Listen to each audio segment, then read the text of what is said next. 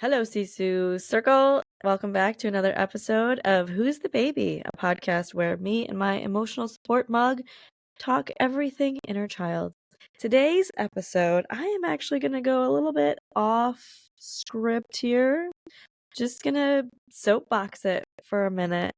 Happy Earth Day to everybody out there. Come along for the ride. We're going to check out sustainability, mindset shifts, and how this all relates to my world of coaching and parenting. It's not a day, it's a lifestyle, it's a way of living, and more importantly, it's a way of thinking. I didn't actually say in my video yesterday, I didn't actually mention, was gratitude. I said it in the values I was getting to, but I didn't actually say the word. So I want to point that out.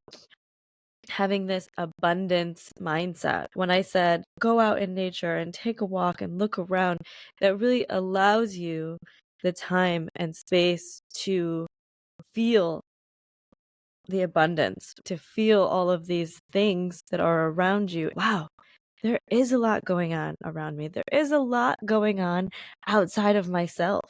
Look at the bees flying around. They have a job to do. They don't really care what you're doing. They're just trying to get their shit done. We all are in our own little universe. When you get out in nature, it allows you to take that step back and say, holy shit, it's really not all just about me. I think that's one of the biggest things I wanted to hammer home yesterday. And this idea of gratitude. When we are able to look around and see beauty and in the simplicity, a tree blossoming in my neighbor's backyard brought me so much joy yesterday. Watching all the little pollinators brings me joy to my heart, and I'm so happy and grateful that I took the time to do that with or without a recording device on. But gratitude is one of the biggest mindset shifts that we can make for ourselves. I don't know when we start to lose that.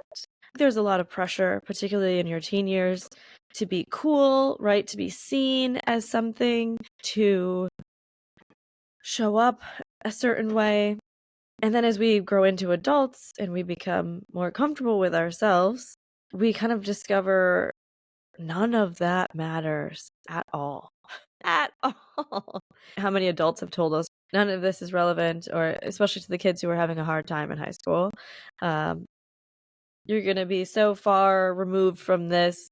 But when you're living it, it's really hard. The intent, especially with family coaching, is to reassure, especially teens and young adults, yeah, there is such a much bigger world out there, but you do have to learn to step outside yourself. Help them on their journey kind of discover that for the first time so that it's not this uncomfortable feeling.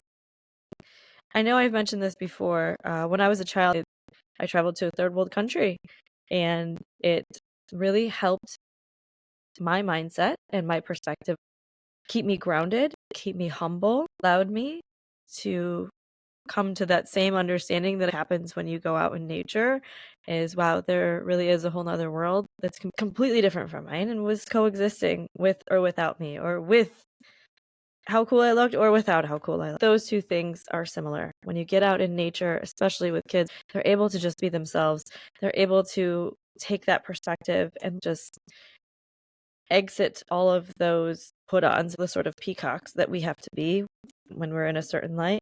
They're allowed to drop that and just be who they are and who they want to be. On this journey towards adulthood, we pack on all these things through our life experiences, through our environment. There's all sorts of things that lead us to carry these bags and weights. Now, some of it is conscious. We say, I've learned something here. I'm not going to do that again. I'm going to take this experience, lock it away in my memory, and forevermore, when I'm faced with this situation, I'll know how to handle it. Perfectly normal and acceptable. There's also the subconscious stuff that happens like, that was traumatic, but I don't really know what happened because I'm too little. We talked about this last time. So I'm just going to let my body take this one, and we'll discover that later. When we are doing this, we are receiving our environmental information. We are downloading, and then we start running these programs.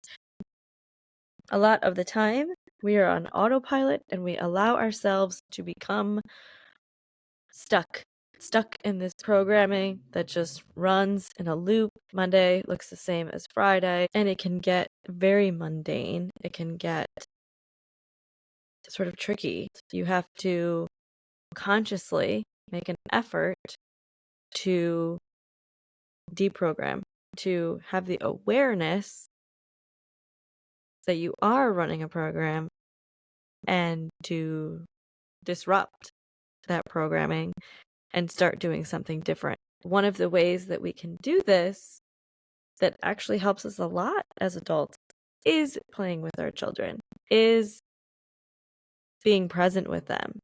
And being a good, solid parent does require us to be fully present with our children.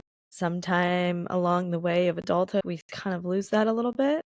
And when I said play yesterday, get into play, I really mean that.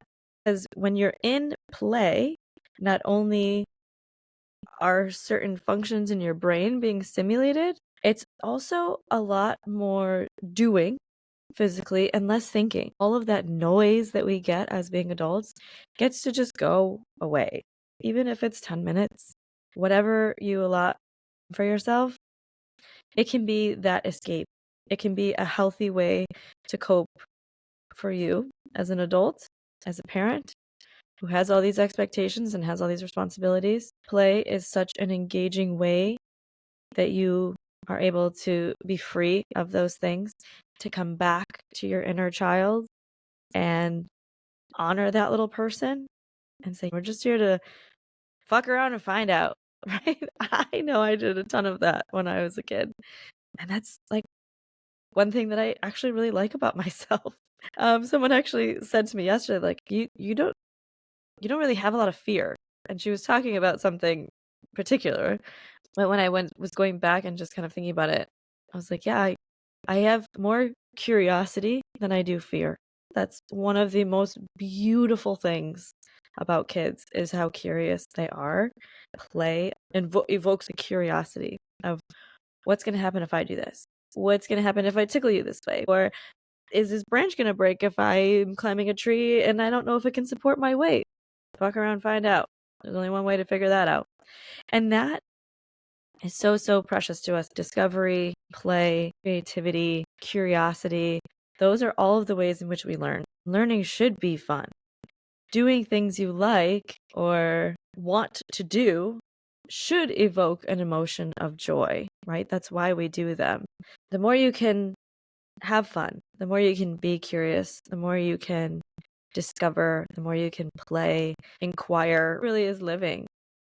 Because the moment you stop doing those things, the moment you stop becoming curious, the moment you stop wanting to know things, people, experiences, whatever it is, to me, that's the moment you start dying. Straight up. That's the moment you start wasting away and dying. And that might be a hard reality for some people. If you're kind of not sitting well with that, I encourage you to do something that brings you more fun in your life. And this is kind of the trick for these young people, for me, is to get them to really accept themselves, to get them to accept the things that they like, that they're curious about. It might not be the cool thing to do, it might not be the most popular route, but if it brings you happiness and joy, then by all means, do more of that when you can. As a human and as an adult, recognize that about myself. Step one, acknowledgement, awareness, right?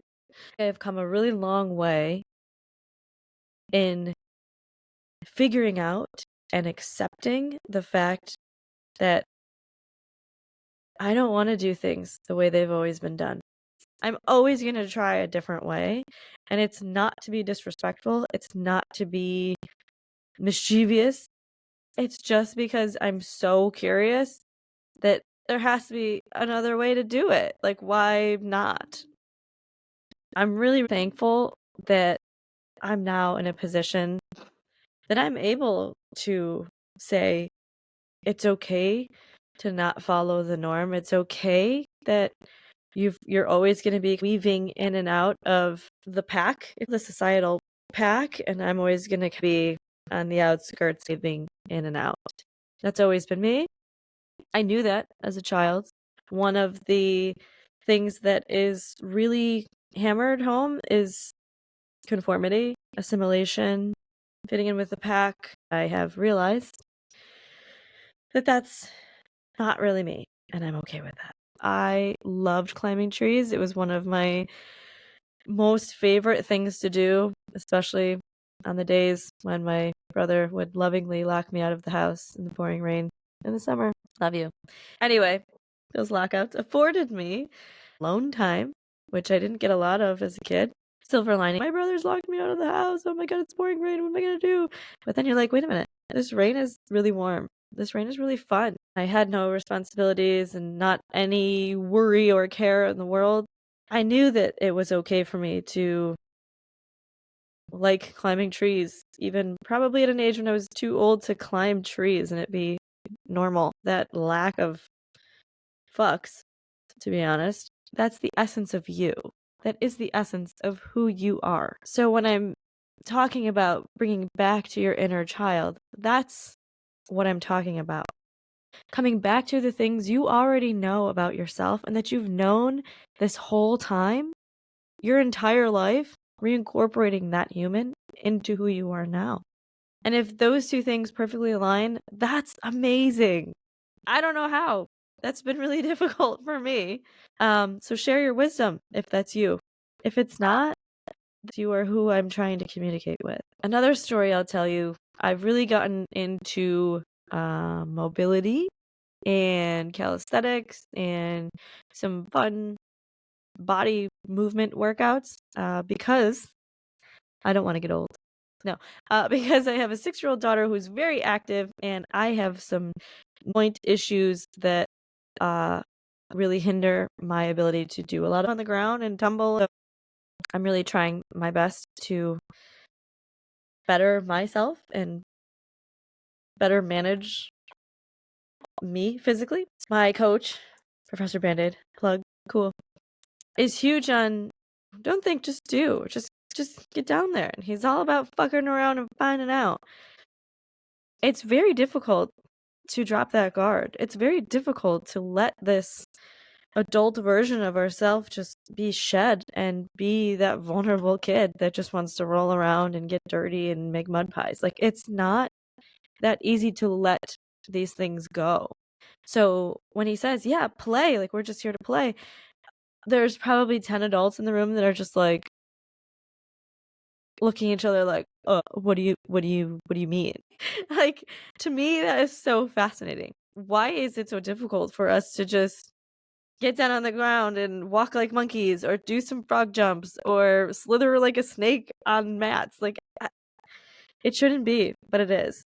And even with our kids, sometimes I know I struggle. Why is it so difficult for us to just drop it, be present, play, come back to that kid, like shed all of those weights and responsibilities and urgencies? But how this also relates, coming back full circle, I promise, to playing with your kids in the trees.